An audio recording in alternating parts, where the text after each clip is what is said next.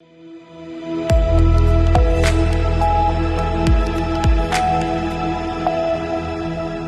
के बाद रुक करेंगे गुजरात बुलेटिन की ओर, जिसमें बात करेंगे गुजरात की, जहां गुजरात में रात में आए तूफान ने राज्य में मचाही तबाही। आगे बात होगी तापी की, जहां ग्रामीणों ने भ्रष्टाचार को लेकर डीएम को आवेदन देकर की कार्यवाही की मांग। ऐसी तमाम खबरों पर विस्तार से करेंगे चर्चा। गुजरात में रात में आए तूफान ने गुजरात में तबाही मचा दी है, जिससे गांव शहरों में काफी नुकसान हुआ है। लोग चिंतित हैं। तंत्र के पूर्वानुमान के अनुसार गुजरात में हवा तूफान और बारिश से किसानों और कच्चे मकानों को काफी नुकसान हुआ है। हवा तूफान के कारण बड़े बड़े पेड़ गिर गए हैं, जिससे शादी समारोह में आने जाने वाले यात्रियों को काफी परेशानी का सामना करना पड़ रहा है। गुजरात के बरोडा वागोडिया तालुका में हवा की तूफान ने कई कच्चे घरों के छाव, पत्रों की छत उखाड़ कर नष्ट कर दिए हैं। इसी तरह वागोडिया, फलोट, मधेली जैसे गांव के खड़ेतू को भारी नुकसान हुआ है।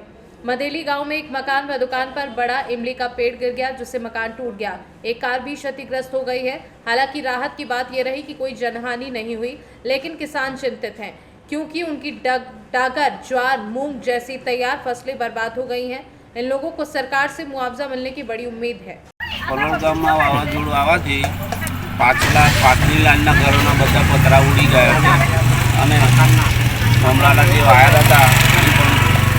સર્વિસના વાયર તૂટી ગયા છે, તો વહેલી તકે સહાય મળે એવો પ્રયત્ન કરશે। કાલ રાત્રે આવેલા વાવાઝોડાએ મઢેલીમાં વિનાશક તબાહી મચાઈ છે। એમાં આ એક તો થાંભલો પડી ગયો છે અને એક આંબલી હતી, જેનાથી અમારી 4 વ્હીલરને સ્વિફ્ટ ડિઝાયર એને પણ નુકસાન થયું છે। વત્તા જે અમારા સામાન વકરી હતો જે દુકાનની અંદર, એ દુકાન આખી તૂટી ગઈ છે। બીજું કે આ થાંભલાના વાયર શોર્ટ થવાથી અને વીજળી પડવાથી એક ઇન્વર્ટર પણ બળી ગયું છે, તો ઘણું નુકસાન થયું છે। અને થોડી આજે જો કે સમગ્ર વાઘોડિયામાં જ લાઇટ નથી, એટલે બહુ લાઇટનો તો પ્રશ્ન નથી, પણ આ નુકસાન અમારે થયું છે। ફલોર ગામમાં અચાનક રાત્રે લગભગ 8 વાગ્યાના સુમારે એકદમ વાવાઝોડું આવતા તમામ ગામના લોકો હેરાન પરેશાન થઈ ગયા છે અને તેમજ ઘરના બધા પતરા અને આર્થિક બહુ જ નુકસાન પહોંચેલ છે। તંત્રે સજ્જ થઈ અને તાત્કાલિક પગલાં લઈ અને ગામ લોકોને સહાય આપવા નમ્ર વિનંતી છે। गुजरात से सी न्यूज संवाददाता हुसैन मंसूरी की रिपोर्ट। तापी जिले के निजर तहसील के देवाला गांव के लोगों ने कई बार स्थानीय प्रशासन को आवेदन पत्र दिया, फिर भी स्थानीय प्रशासन द्वारा कार्यवाही नहीं की गई, जिसको लेकर देवाला गांव के लोगों ने देवाला गांव के माजी सरपंच धनराज भील और माजी उप सरपंच योगेश राजपूत के खिलाफ भ्रष्टाचार करने का आरोप लगाते हुए तापी जिला कलेक्टर को आवेदन पत्र दिया है।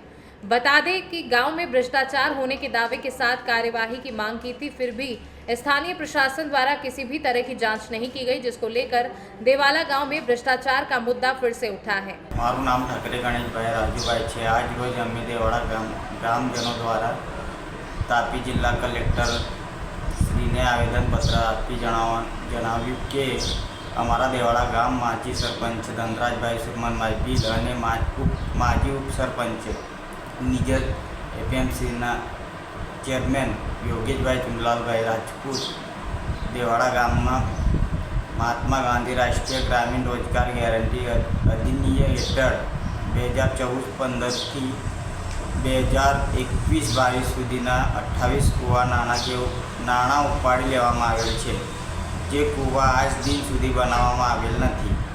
તે છતાં નિજર તાલુકાના મનરેગા શાખા કર્મચારીઓ સાથે મળીને કૂવા અને અન્ય કામો કર્યા વગર નાણાં ઉપાડી લેવામાં આવેલ છે, જે કૂવા બનાવી આપવામાં આવે અને દેવાડા ગામના માજી સરપંચ અને ઉપસરપંચ સાથે નિજર તાલુકાના પંચાયતના મનરેગા શાખા કર્મચારીઓ ઉપર પણ કાયદેસરની કાર્યવાહી કરવામાં આવે એ અમારી નમ્ર વિનંતી।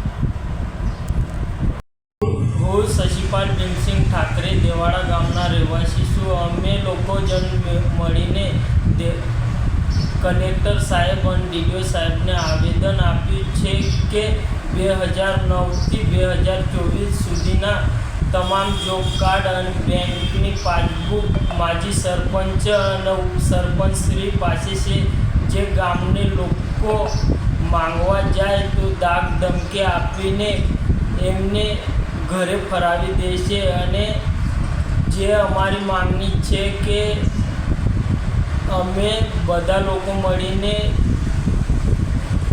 બેંક પાસબુક અને જોબ કાર્ડની वापस आवे एवी हमारी मांगनी है।